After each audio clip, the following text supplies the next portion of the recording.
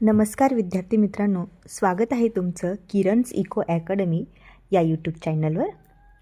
आज आपण paper 1मधील 8वं unit ICT यामधील काही महत्त्वाच्या टॉपिकवर चर्चा करणार आहोत. तर सुरुवातीला आपण सुरू करूयात कम्प्युटरचे जनरेशन. स्टुडंट, संगणकाच्या विकासाचा इतिहास 5 प्रमुख पिढ्यांमध्ये विभागला जातो. प्रत्येक पिढीत तंत्रज्ञानामध्ये मोठा बदल झाला आहे. फर्स्ट जनरेशन 1945, पहिली पिढी 1945 साली सुरू झाली. या पिढीमध्ये व्हॅक्यूम ट्यूब तंत्रज्ञान वापरले जात होते. त्यानंतर संगणक हे खूप मोठ्या आकाराचं होतं तेव्हा, आणि त्याच्यासाठी जी वीज बिल लागत होती ती सुद्धा खूप जास्त प्रमाणात लागत होती, आणि ते खूप उष्णता निर्माण करत होतं, आणि त्याच्यासाठी लागणारा खर्चसुद्धा खूप अफाट होता. तर याची आपल्याला उदाहरणे देता येतील स्टुडंट, युनिवॅक आणि इनॅक. नंतर सेकंड जनरेशन 1955मध्ये दुसरी पिढी चालू झाली. या पिढीमध्ये ट्रान्झिस्टर वापरण्यात आले होते. ते आकाराने लहान झाले होते आणि वीज बिलसुद्धा कमी वापरली गेली होती. त्याचा वेगसुद्धा वाढला होता आणि ती अधिक विश्वासार्ह झाले होते, उदाहरणार्थ ॲटलास. त्यानंतर थर्ड जनरेशन 1965मध्ये तिसरी पिढी सुरू झाली. या पिढीत इंटिग्रेटेड सर्किट IC वापरण्यात आले. संगणक आणखीन लहान करण्यात आले. प्रोसेसिंग वेग वाढला याच्यामध्ये. त्याच्यानंतर कीबोर्ड आणि मॉनिटरचा वापरसुद्धा सुरू झाला आणि ऑपरेटिंग सिस्टीम विकसित झाली या जनरेशनमध्ये. त्यानंतर फोर्थ जनरेशन 1971मध्ये चौथी पिढी सुरू झाली आणि या पिढीत मायक्रो प्रोसेसर वापरण्यात आला.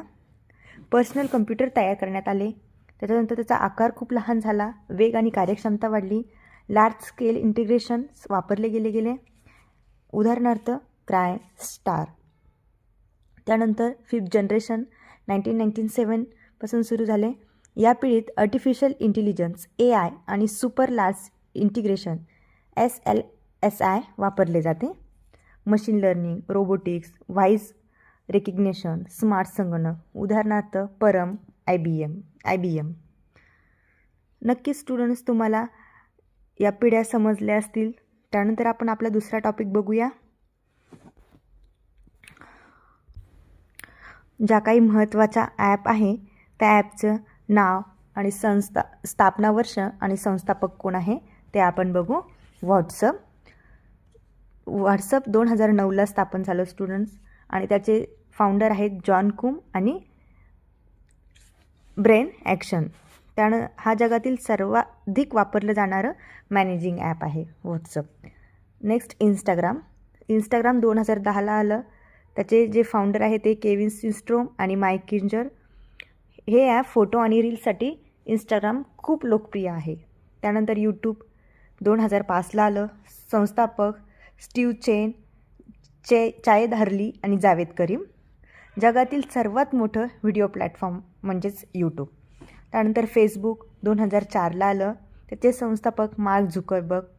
सोशल नेटवर्किंगमध्ये क्रांती करणारे ॲप म्हणजेच फेसबुक. त्यानंतर ट्विटर 2006ला आलं. संस्थापक जॉक डोर्से, बी स्टोन आणि इवेन विल्यम्स. जलद बातम्या आणि ट्रेंडिंग विषयासाठी हे ॲप प्रसिद्ध आहे. स्नॅपचॅट 2011ला आलं. संस्थापक इव्हन्स स्पायगेल आणि बॉबी मोर्फी. फिल्टर आणि स्टोरी फीचरसाठी हे ॲप ओळखले जातात. त्यानंतर टिकटॉक 2016ला आलं. संस्थापक झँग यमिंग. लघु व्हिडिओसाठी हे ॲप खूप लोकप्रिय प्लॅटफॉर्म आहे हे टिकटॉक. त्यानंतर गुगल, आणि तुम्हाला माहीतच आहे टिकटॉक ॲप बंदसुद्धा झालेली आहे. त्यानंतर गुगल वर्ष 1998. संस्थापक लॅरी पेज आणि सर्जी ब्रेन. जगातील सर्वात मोठं हे काय आहे, सर्च इंजिन आहे जे ते सगळे यूज करतात. जीमेल 2004ला याची निर्मिती झाली. निर्माते पॉल वुचाईत. ईमेल सेवेसाठी सर्वाधिक वापरले जाणारे हे ॲप आहे. त्यानंतर विकिपीडिया 2001ला आलं.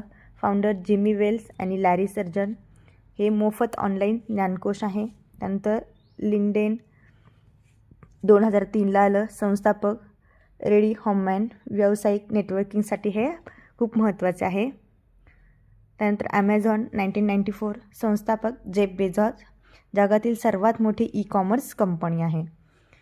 Pinterest 2010ला आलं. संस्थापक बेन सर्लिमॅन अँड पॉल. आयडिया आणि डिझाईन शेअरिंगसाठी हे ॲप वापरले जाते. नंतर स्पॉटिफाय 2006ला आलं. संस्थापक डॅनियल एक आणि मॅर्टिन लॉरिन्झॉन. ऑनलाईन म्युझिक स्ट्रीमिंगसाठी हे ॲप खूप लोकप्रिय आहे. ChatGPT 2022ला आलं. Founder OpenAI. संस्था आहे ती OpenAI. आर्टिफिशियल इंटेलिजन्सवर आधारित स्मार्ट AI चॅटबॉट आहे हा. त्यानंतर विद्यार्थी मित्रांनो, आपण काही महत्त्वाचे फुल फॉर्म्स बघणार आहोत. ICT information and communication technology. Computer related CPU central processing unit. ALU arithmetic logic unit. CU control unit. RAM random access memory. ROM read only memory. Sorry student, तिथं रोन झालं आहे. त्याच्यानंतर HDD hard disk drive. SSD solid state drive. USB universal serial bus. त्यानंतर internet related WWW world wide web. HTTP hyper text transfer protocol. HTTPS hyper text transfer protocol secure. URL uniform resource locator. ISP internet service provider. DNS domain name system. FTP file transfer protocol. Email and network related. SMTP simple mail transfer protocol. POP post office protocol. LAN local area network. MAN metropolitan area network. WAN wild area network. PAN personal area network.